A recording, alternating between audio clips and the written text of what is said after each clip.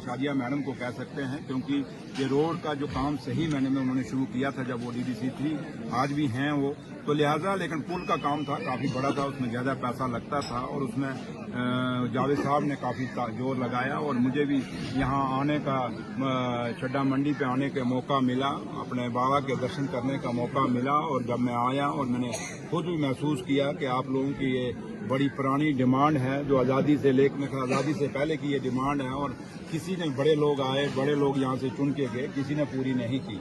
तो लिहाजा आज ये नेशनल कॉन्फ्रेंस की सरकार है, ये उमर अब्दुल्ला सरकार है और उमर अब्दुल्ला सरकार का चाहे वो मिनिस्टर है चाहे वो एमएलए है, हम लोगों का फर्ज है कि लोगों की मुश्किलों और दिक्कतों को दूर करें।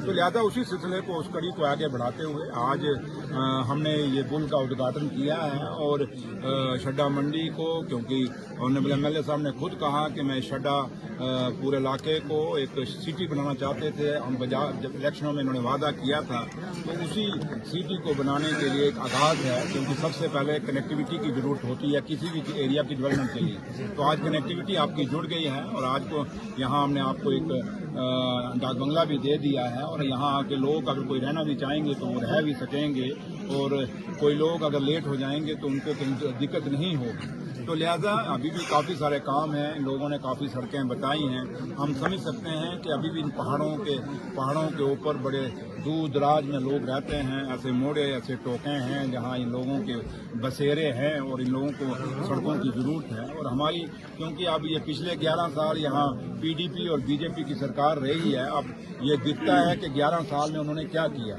तो इसलिए पिछले 11 साल में पीडीपी और बीजेपी ने इन इलाकों की तबाही निकाली और नेशनल कॉन्फ्रेंस को अभी आए हुए उमर अब्दुल्ला सरकार को बने हुए 1 साल हुआ और 1 साल में ही ये शड्डा आज पूरा कनेक्टिविटी दे दी, डाक बंगले का नींव रख दिया।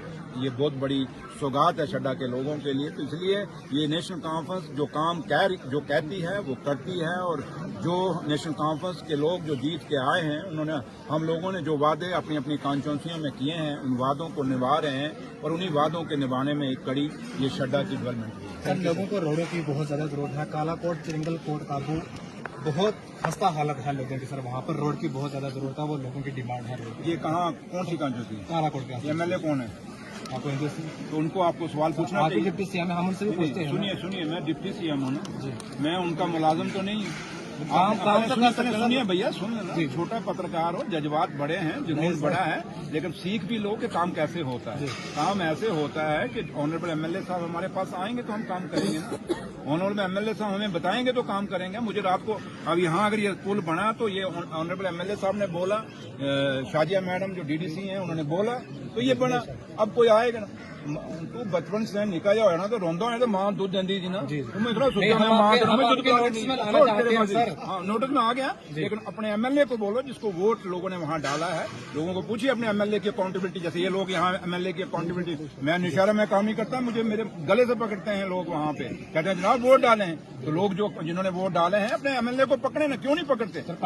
हाँ, पकड़े बिल्कुल, और फिर वो मेरे पास आएंगे तो मैं काम करूंगा। शुक्रिया।